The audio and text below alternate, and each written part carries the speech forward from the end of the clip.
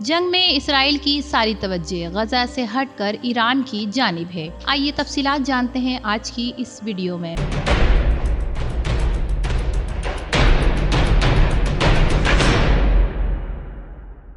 ناظرین، اسرائیلی defence force IDF نے ایران کو پرائمری اور غزہ کو سیکنڈری وار فرنٹ قرار دے دیا۔ اسرائیلی خبر کے مطابق ہفتے کو اسرائیلی فوج نے اس بات کی تصدیق کی کہ افواج کی تمام تر توجہ اب غزہ سے ہٹ کر ایران کی جانب مرکوز ہو گئی ہیں۔ اسرائیلی فوج کا کہنا ہے کہ فوج کی جانب سے ایران کے 2 فوجی مقامات کو نشانہ بنایا گیا اور کافی نقصان پہنچایا گیا۔ اسرائیلی عسکری ذرائع کے مطابق گزشتہ 24 گھنٹوں سے ایئر فورس جیٹ نے ایران کے اندر 150 اہداف کو نشانہ بنایا۔ اسرائیلی اخبار کی رپورٹ کے مطابق IDF نے پہلی بار تسلیم کیا کہ ایران کی نیوکلیئر سائٹ فورڈ اور نیوٹنگ کو نشانہ بنایا گیا ہے، تاہم ان سائٹس کو ویسا نقصان نہیں پہنچا جیسے نوعیت کا حملہ کیا گیا تھا۔ اسرائیلی ڈیفنس فورس نے یہ بھی کہا کہ فضائیہ کی کوشش سے ایران کے دارالحکومت تہران کے لیے ایک محفوظ راستہ پیدا ہو گیا ہے اور اب وہ اس کی فضائی حدود میں آزادانہ طور پر رسائی حاصل کر سکتے ہیں۔ اور دوسری طرف ایران میں 5 افراد اسرائیل کے ساتھ تعاون کے الزام میں گرفتار۔ ایرانی میڈیا کا دعویٰ۔ ایران کے شہر یزد میں 5 افراد کو اسرائیل کے ساتھ تعاون کے الزام میں گرفتار کر لیا گیا۔ میڈیا کے مطابق ایران نے وسطی شہر یزد میں 5 افراد کو تصاویر لینے اور اسرائیل کے ساتھ تعاون کرنے پر گرفتار کیا ہے۔ رپورٹس کے مطابق یہ گرفتاریاں اس وقت کی گئیں جب اسرائیل اور ایران کے درمیان حالات کافی کشیدہ ہیں اور دونوں ممالک جنگ کی صورتحال میں ہیں، تاہم اس حوالے سے مزید تفصیلات سامنے نہیں آ سکی۔ واضح ہے کہ اسرائیل نے جمعے کی علیہ الصبح ایران پر حملہ کر کے باقاعدہ جنگ کا آغاز کیا تو پھر ایران نے 200 سے زائد میزائل داغ کر اسرائیل کے خلاف انتقامی کارروائی شروع کی، جواب تک جاری رہے گی۔ اسرائیل نے ایران میں درجنوں مقامات پر فضائی حملے کیے جن میں فوجی قیادت کی رہائش گاہوں اور فوجی اور جوہری تنصیبات کو نشانہ بنایا۔ اسرائیل حملوں میں 6 سائنسدانوں سمیت ایرانی پاسداران، انقلاب کے سربراہ جنرل حسین السلامی، ایران فوج کے چیف آف اسٹاف جنرل باقری، ختم الانبیاء ہیڈ کوارٹر اس کے کمانڈر میجر جنرل غلام علی راشد اور دیگر سینئر افسران شہید ہوئے۔ بعد ازاں ایران کی جانب سے آپریشن وعدہ صادق سوم کے نام سے جوابی کارروائی کی گئی اور 4 حملوں میں 200 سے زائد میزائل اسرائیل پر داغے گئے۔ اسرائیلی میڈیا کے مطابق ایرانی میزائل حملوں کے دوران اب تک 4 اسرائیلیوں کے ہلاک ہونے کی تصدیق ہوئی ہے جبکہ زخمیوں کی تعداد 100 سے زائد ہے۔ اس سلسلے میں اعلیٰ کمانڈر پاسداران انقلاب کا کہنا ہے کہ اب اسرائیل نتیجہ بھگتنے کے مراحل میں داخل ہو چکا ہے۔ ایرانی پاسداران انقلاب کے اعلیٰ کمانڈر جنرل احمد واحدی نے کہا کہ آج دشمن اسرائیل کو اپنی سنگین غلطی کا اندازہ ہو گیا ہے اور اب وہ اس کے نتیجے بھگتنے کے لیے تیار رہے۔ ایرانی میڈیا سے گفتگو میں جنرل واحدی نے کہا کہ تل ابیب میں وزارت دفاع، صنعتی اور فوجی مراکز میں براہ راست ایرانی حملے کا نشانہ بنے۔ آپریشن میں ہمارے اہداف میں سب سے اہم نواتیم، اودا اور تل نوف کے فضائی اڈے تھے۔ ان فضائی اڈوں پر اسرائیلی فضائیہ کے کمانڈر اور دیگر جنگی مراکز موجود تھے۔ جنرل واحدی کے مطابق یہ اڈے ایران پر حالیہ حملے کا